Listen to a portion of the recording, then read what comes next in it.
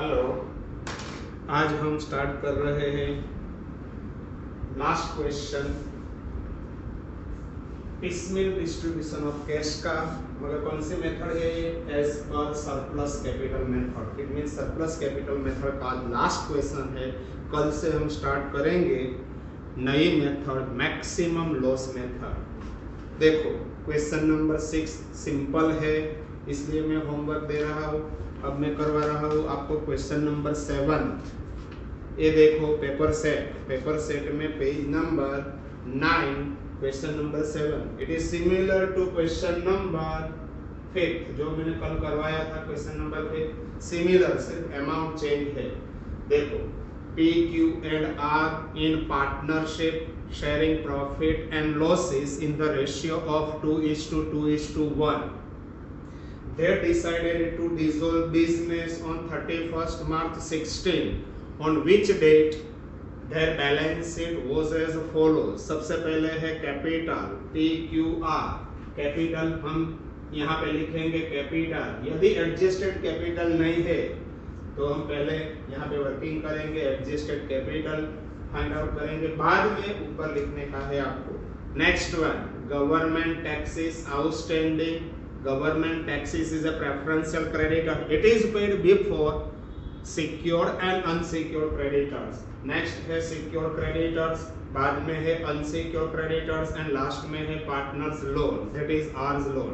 Asset side देखिए, cash and bank balance है, yes, last item 60,000 is given, cash and bank balance. तो हम start करेंगे asset side से, cash and bank से। Assets were sold gradually and cash was to be distributed as and when realized. First है 7th of April, next है 7th May, 7th of June, next one 5th of July and last one is a 7th of July. मगर 5th जुलाई को क्या लिखा है? देखो R took over investment at value of ₹5,000. कोई partner कोई asset यदि टेक ओवर करता है तो आपको ये सरप्लस कैपिटल स्टेटमेंट दूसरी बार बनाना पड़ेगा। चलो last one, dissolution expenses were originally provided for ₹8,000। सबसे पहले आपको ये प्रोविजन करना पड़ेगा 8,000, but actual amount spend on 3rd of July।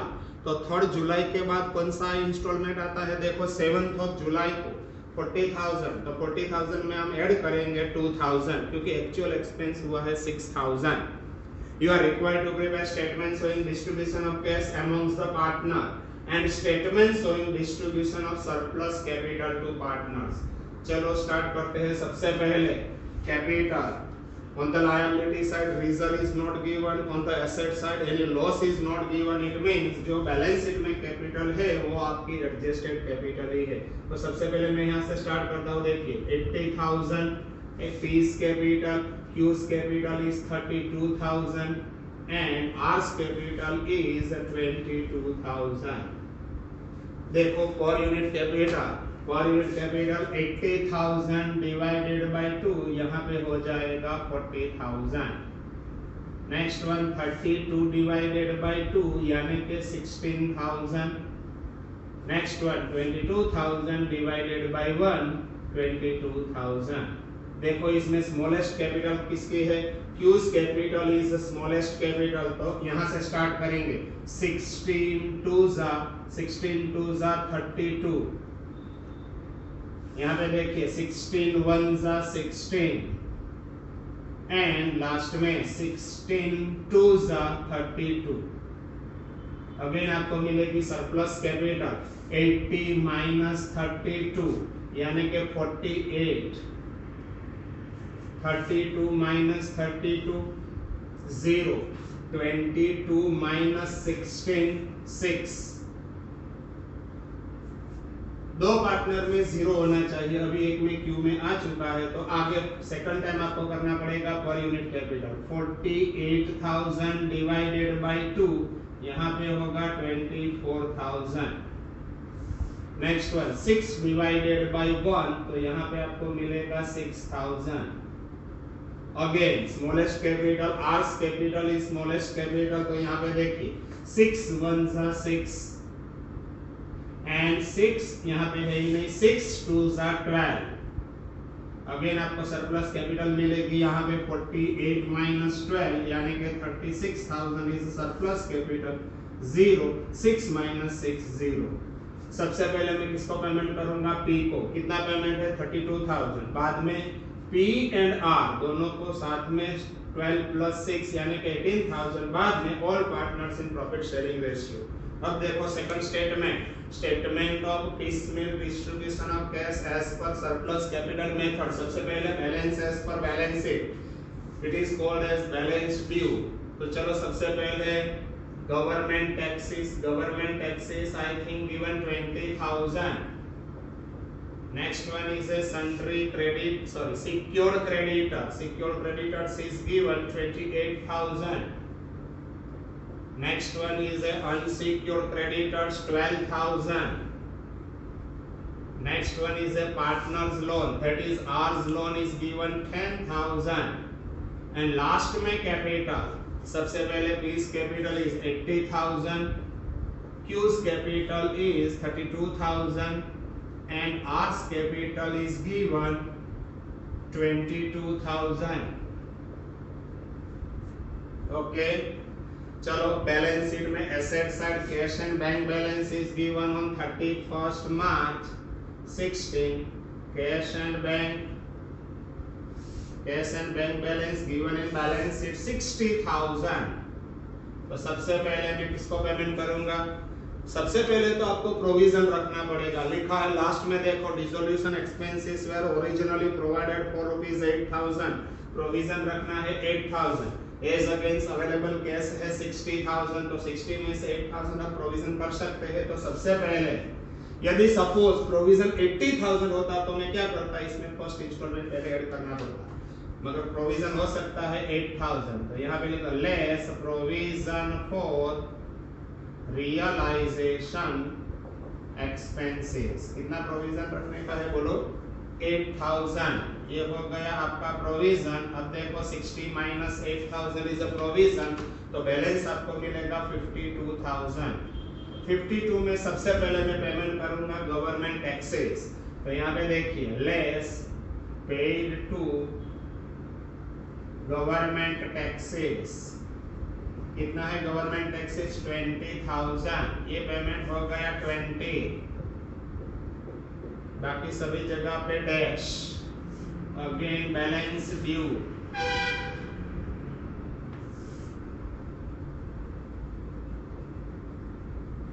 ये बैलेंस शीट में कैश एंड बैंक बैलेंस 60 है या 6 है? जरा टोटल करके मैं एक बार देखता हूँ, मेरे को डाउट लगता है इसलिए। सबसे पहले 80,000 asset side plus 12 plus 4 plus 28 plus 20 and plus 60, yes बराबर है 60,000 ही है 204। तो बैलेंस ड्यू 52 में से 20 is amount paid, it means balance अब रह गया 32,000। गवर्नमेंट टैक्सेस का पेमेंट हो गया तो यहाँ पे हो जाएगा 0। 28,000 is secured creditors, 12,000 is unsecured, 10,000 is partners loan, next one 80,000, 32,000 and 22,000 as it is, copy paste। अब सेकंड पेमेंट, सबसे पहले गवर्नमेंट टैक्सेस का पेमेंट होगा। सेकंड पेमेंट में कौन सा करूंगा? Secured creditors. तो यहाँ से देखो less paid to secured creditors. बोलो सिक्योर्ड क्रेडिटर्स का amount payable is 28,000 as against actual cash मेरे पास है 32,000। 28 से केस ज्यादा है, it means full amount is to be paid to secured creditors 28। यहाँ पे भी 28, बाकी सभी जगह पे डैश। अगेन मिलेगा आपको बैलेंस ड्यू। ये देखिए बैलेंस ड्यू, अवेलेबल कैश अभी भी कैश है मेरे पास। बैलेंस ड्यू कैश 32 में से 28,000 amount paid, 4,000 is a cash balance, यहाँ पे 0। ये सिक्योर क्रेडिटर्स भी हो गया 0। Unsecure creditors as it 12,000, 10,000 partners loan capital 80, 32 and 22,000। Next one, अब मेरे पास कैश बैलेंस है 4,000। Unsecured creditors amount payable is 12,000। 12,000 से कैश कम है तो मैं क्या करूंगा? 4,000 full amount paid. Less paid to unsecured creditors. बोलो unsecured creditors amount payable is 12 as against cash balance है 4000 fully paid to creditors. बाकी सभी जगह पे डैश. अगेन बैलेंस ड्यू, ये हो गया balance due. Cash balance 0 dash dash. 12 में से 4000 पेड, इट मींस आउटस्टैंडिंग अभी है 8000. यहाँ पे 10000, 80000, 32000 एंड 22000. अब तो balance sheet asset side cash balance खत्म हुआ. अब देखो फर्स्ट इंस्टॉलमेंट कौन सी डेट है 7th ऑफ अप्रैल. तो यहाँ पे देखो मैं लिखता हूँ 7th of April 16 first instalment receive. बोलो फर्स्ट इंस्टॉलमेंट अमाउंट 30,000. 30 में से सबसे पहले मैं किसको पेमेंट करूंगा? Unsecured creditors. अब देखो अनसिक्योर्ड क्रेडिटर्स को amount payable 8,000 as against actual cash balance मेरे पास है 30,000. तो 8,000 full amount paid to unsecured creditors less paid to unsecured creditors amount rupees 8,000. ये पेमेंट हो गया 8,000. बाकी जगह पे डैश. अगेन आपको मिलेगा बैलेंस ड्यू. ये हो गया बैलेंस ड्यू. 30 में से 8,000 paid, 22 is cash balance dash dash dash. अब देखो आज लोन अभी amount payable is 10,000, 80,000, partners capital 32,000 and 22,000. Again देखो partners loan is given 10,000. It means amount payable to ours loan is 10,000 as against actual cash मेरे पास है 22,000. तो कितना मैं पेमेंट करूंगा? 10,000. तो यहाँ पे लिखता हूँ less paid to ours loan. Paid to ours loan 10,000. 10,000. Again मिलेगा आपको बैलेंस ड्यू. ये आ गया बैलेंस ड्यू. 22 में से 10,000 इज पेड. अब बैलेंस रहा है 10,000. 10 में से 10 पेड, बैलेंस 0. 80 में से पेमेंट अभी तक कुछ भी नहीं किया तो 80,000. 32 में से पेमेंट 0 है 32. 22 एज इट इज. अब देखो मेरे पास 12,000 कैश बैलेंस है. अब सिर्फ कैपिटल ही बाकी है. तो यहाँ पे देखिए सबसे पहले किसको पेमेंट करूं मैं? आर को. आर को amount payable is 36,000. P's surplus capital is 36,000 as against मेरे पास कैश है 12,000. तो 12,000 paid to P's surplus capital 12,000. P के कॉलम में लिखो 12,000. बाकी सभी जगह पे डैश. अगेन मिलेगा आपको बैलेंस ड्यू. ये हो गया बैलेंस ड्यू. 12 minus 12 0. ये सभी जगह पे डैश. 80 में से 12,000 इज पेड. अब आपको मिलेगा 68,000, 32 एंड 22.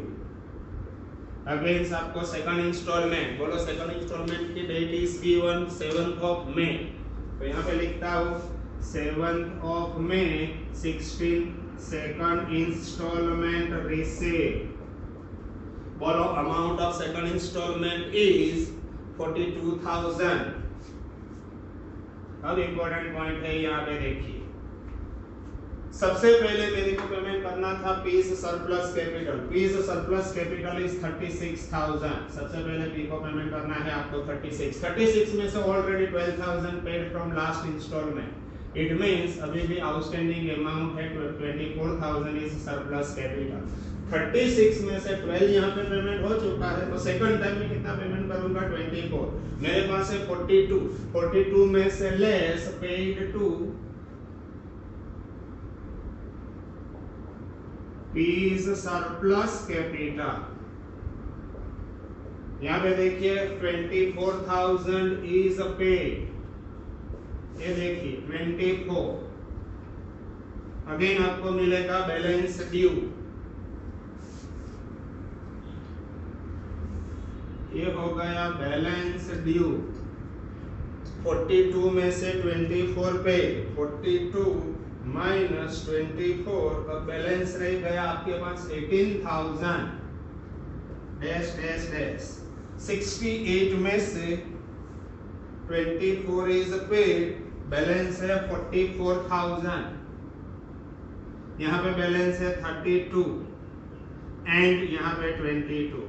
देखो सबसे पहले ये 36,000 आपको पेमेंट करना था, 36,000 पेमेंट हो चुका है। सेकंड पेमेंट ये है 12 एंड 6 यानी कि 18,000 पेमेंट करना है। मेरे पास एग्जैक्ट केस भी 18,000 है, तो यहाँ पे लिखता हूँ लेस पेड टू, दो पार्टनर है, कौन है दो? P and R, P's and R's surplus capital. देखो टोटल ये 36 सबसे पहले पेमेंट करना था, 36 में से देखो मैंने 36 कैसे पेमेंट किया है, 12,000 पहले, बाद में 24, 36 हो गए। Second payment P and R साथ में payment, it means 12 plus 6 18,000 payment करना है। मेरे पास 18,000 केस है, तो 18,000 सबसे पहले मैं P को पेमेंट करूंगा 12,000। ये 12,000 में कहां से लाया, ये देखिए 12, Q को डैश एंड R को कितना पेमेंट करूं 6,000, यहाँ पे पेमेंट होगा 6,000। अगेन आपको मिलेगा बैलेंस ड्यू, ये देखिए बैलेंस ड्यू कैश 0, ये सभी जगह पे डैश। 44 में से 12,000 is paid, it means amount due, it means amount payable 32, P को R को भी 32 एंड यहाँ पे सॉरी P के बाद Q एंड R को 16,000। सेकंड टाइम लिखना पड़ेगा कंप्लीट, एक बार देख लो पूरा, ऐसा है तो स्क्रीनशॉट निकाल लो। अब देखो सेकंड टाइम, अभी क्वेश्चन कंटिन्यू है।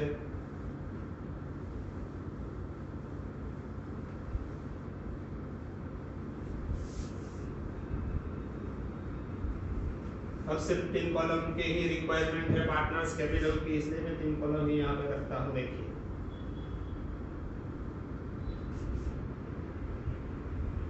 सेकंड कॉलम, थर्ड कॉलम, एक कॉलम की कोई रिक्वायरमेंट नहीं, इसलिए इसे रहने देता हूँ। एंड अवेलेबल कैश, बैलेंस में यहाँ पे CF करता हूँ। देखो बैलेंस ड्यू कैरी फॉरवर्ड, यहाँ पे कैरी डाउन, ब्रॉट डाउन, जो भी लिख सकते हैं। कितना है balance? Cash balance is 0, partners capital P 32, Q also 32 and R 16,000। Okay, second instalment तक हमने कंप्लीट किया था। अब आ रहा है थर्ड इंस्टॉलमेंट 7th June 16।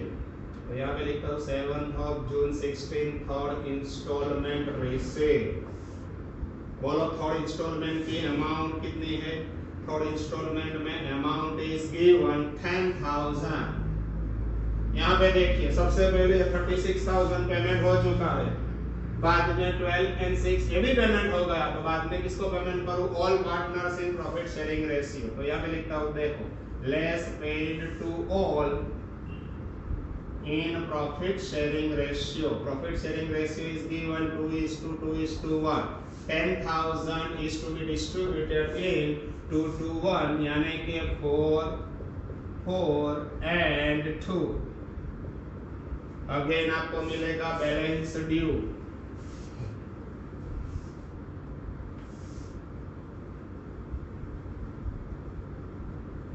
में से पेमेंट 10 यहाँ पे हो गया 0।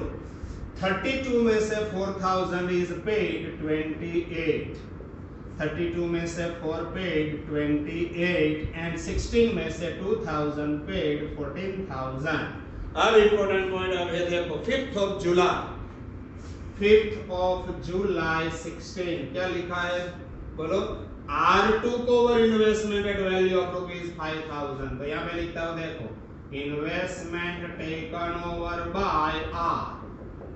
यहाँ पे देखिए कितने में टेकन ओवर किया R ने, P में डैश, Q में डैश, R में है कितने में टेकन ओवर किया 5,000 में। तो यहाँ पे लिखता हूँ 5,000। अगेन आपको मिलेगा balance due.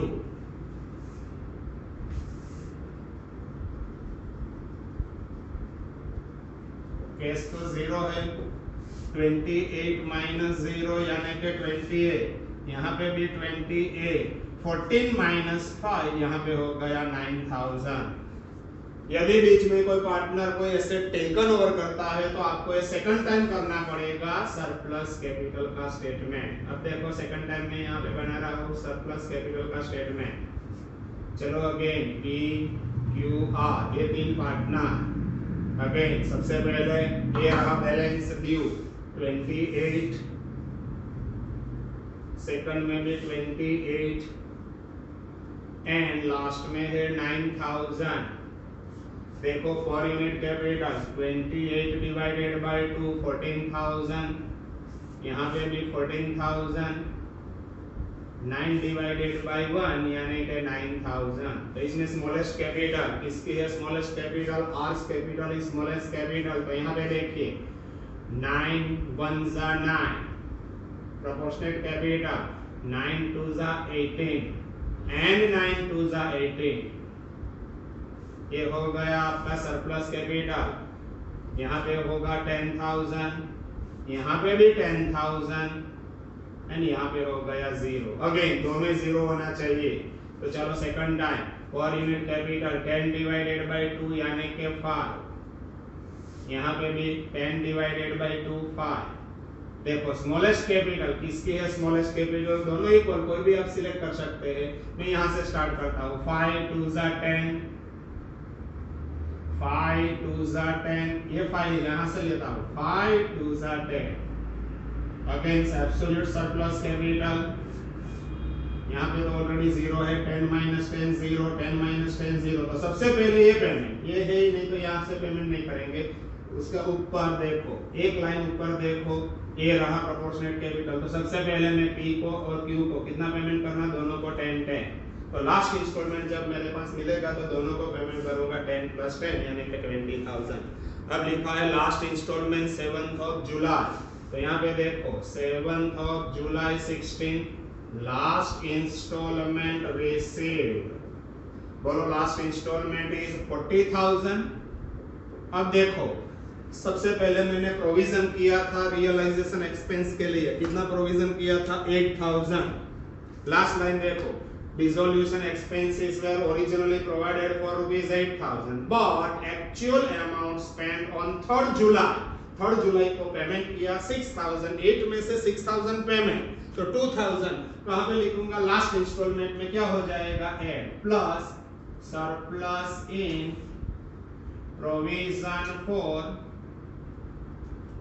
provision for dissolution expenses।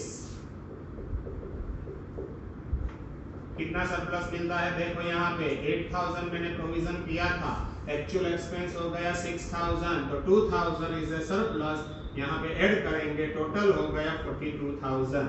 42 में से सबसे पहले ये पेमेंट करना है आपको, वैसे तो सबसे पहले ये पेमेंट करना पड़ेगा मगर यहाँ पे 0 है तो डायरेक्ट ऊपर ये पेमेंट करना पड़ेगा P and Q surplus capital. तो यहाँ पे लिखता हूँ less paid to P's and Q's surplus capital total 20, दोनों को 10 10। यहाँ पे देखिए P को 10, Q को भी 10, R में डैश। अगेन मिलेगा आपको बैलेंस ड्यू, ये हो गया बैलेंस ड्यू 42 माइनस 20 यानी कि 22 for 28 minus 10 18,000, यहाँ पे भी 18,000 and 9,000। अब 22,000 किसको पेमेंट करता हूँ, all paid to all in profit sharing ratio। तो यहाँ पे लिखता हूँ less paid to all in profit sharing ratio, that is 2:2:1. 22,000 का पेमेंट देखो,